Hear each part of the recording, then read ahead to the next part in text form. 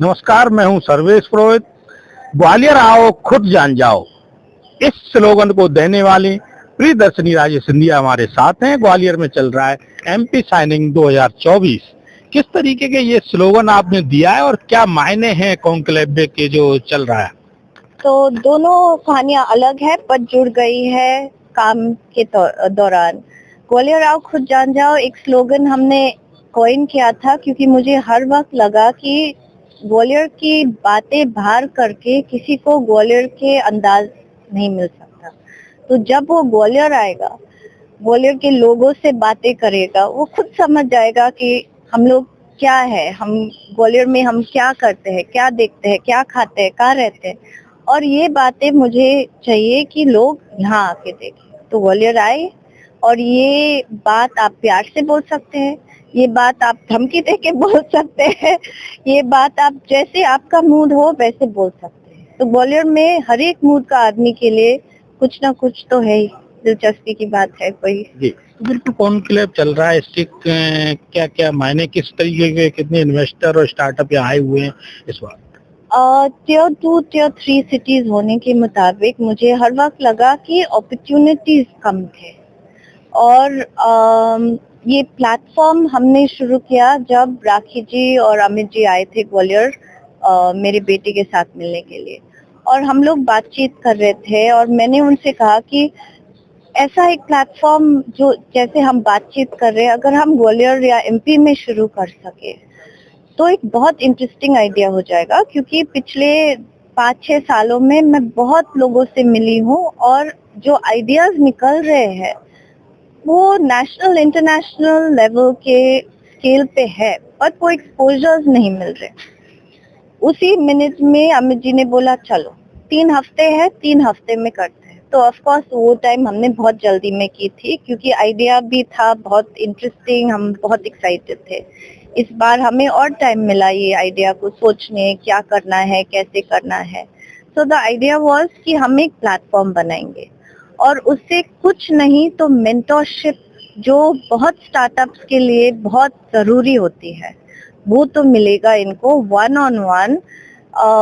जो लोग सालों से इस बिजनेस में हैं और जिन्होंने बहुत आगे बढ़ के काम किया है उनके साथ वन ऑन वन बैठ के ये लोग सीख भी सकते हैं, बातचीत भी कर सकते हैं, एक्सपोजर्स भी मिल सकते हैं इनको और वो खुद के लिए कॉन्टैक्ट्स भी बढ़ा सकते हैं। जी, बिल्कुल। जिस तरीके से आपने कहा कि बेटे के साथ भी, तो बेटे इधर महारमन एमपीएल करा रहे हैं। सिंधिया जी भी अभी जो 28 तारीख को मीटिंग होने वाली है, इंडस्ट्रियल मीट है, वो भी करा रहे हैं। तीनों बराबर जिस तरीके से चल रहा है, तो इनका क्या संगम आगे क्या मान सकते हैं कि ये राजनीति में भी आगे आने जिस तरीके बराबर आइडिया लगाते रहते हैं लोग, तो क्या मायने हैं फिर इसके? इसमें मायने ये है कि ये परिवार इस अंचल के लिए दिल, खून, पसीना दे के काम करेगा। और अगर जो काम हम कर रहे हैं उसके हमारे क्षेत्र की थोड़ी भी एक आदमी का भी भला हो तो मैं सोचती हूँ कि मेरे लिए विक्ट्री है। जो मेरे बेटे करते हैं उनका अलग अंदाज है, अलग तरीका है और वो अलग लोगों को मदद करते हैं, अलग लोगों से जुड़ते हैं। जो महाराज है वो उनका काम अलग है, वो अलग लोगों से जोड़ते हैं और अलग काम करवा सकते हैं।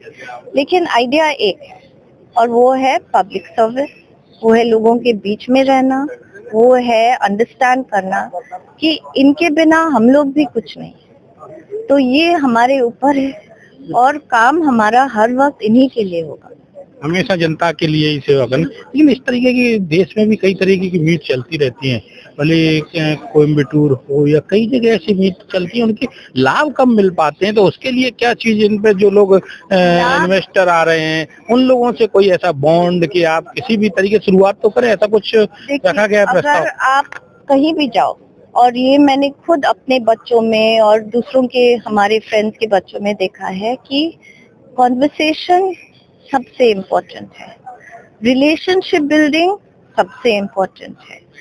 हर वक्त आप सिर्फ वो गोल पे जाते रहोगे कि मुझे कहीं ना कहीं सिर्फ फंडिंग की तौर पे जाना है तो उसमें न आप कुछ सीख पाओगे और न आप कुछ कर पाओगे। इसीलिए मैं हर वक्त सबको बोलती हूँ कि जब आप आते हो ऐसे इवेंट्स पे, कान खोलिए, आँख खोलिए, लोगों से मिलिए, बातचीत कीजिए, शर्माइए मत, क्योंकि हम सब यहाँ सीखने को आए हैं। हम सब यहाँ एक दूसरे से सीखने आए हैं और मिलने को आए हैं, और कुछ नहीं तो कुछ तो सीख के तो जाएंगे।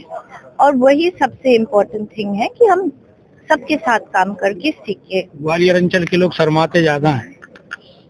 कभी कभी एक बिल्कुल पॉलिटिकल है, जिस तरीके से मध्य प्रदेश में भी ये बुलडोजर सिस्टम चल रहा है, जो बुलडोजर चलाए जा रहे हैं सीएम के द्वारा भी, किस तरीके के आप मानते हैं राजनीति इस तरीके से बुलडोजर? देखिए, राजनीति के क्वेश्चन मैं आंसर नहीं कर सकती, क्योंकि न मैं डायरेक्टली किसी राजनीति में बात करती हूँ।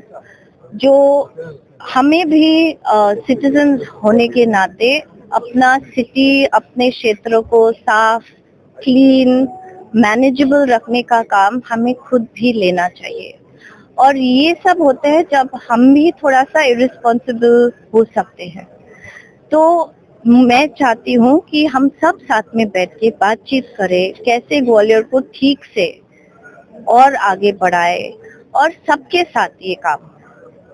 सीएम की भी 28 तारीख को यहाँ जो मीट होने वाली है, उससे ठीक पहले ये भी सहयोग कहेंगे, ये तो आपकी डेट यही 23-24 रहती थी, क्या कहेंगे उसका लाभ मिलेगा? हमारे डेट लगभग 1 साल पहले निकल गए थे, और काम भी हमने शुरुआत हो गई थी उसमें। लेकिन मैं चाहती हूँ कि और भी प्लेटफॉर्म शुरू हुए। क्यों 1-2 सिर्फ गवर्नमेंट करेगा, सिर्फ प्राइवेट करेगा? जितने लोग साथ में मिलके या अलग अलग प्रोग्राम्स करेंगे, ऐसे प्लेटफॉर्म शुरुआत करेंगे, तो और भी दरवाजे खुलेंगे। तो मैं तो और भी वेलकम करती हूँ कि और भी करना चाहिए, दूसरे लोगों को करना चाहिए, जबलपुर में, भोपाल में, हर एक क्षेत्र में। थोड़ा सा अभी हम प्लान भी करेंगे, शिवपुरी में कैसे जाए, अशोकनगर में भी कैसे जाए, मुरैना में कैसे जाए, डबरा में कैसे पहुंचे। तो आइडियाज तो है कि स्लोली गांव तक हम ये प्लेटफॉर्म ले जा सके, और गांव के लोगों को भी एंटरप्रेन्योरशिप सिखा सके। जी बिल्कुल, धन्यवाद। थैंक इस तरीके से सिंधिया परिवार का काम है जनता की सेवा करना, तो यही संदेश देती हुई नजर आई प्रियदर्शनी राजे सिंधिया कि ग्वालियर आओ खुद जान जाओ, ये स्लोगन देने वाली थी। सर्वेश पुरोहित, MP तक, ग्वालियर।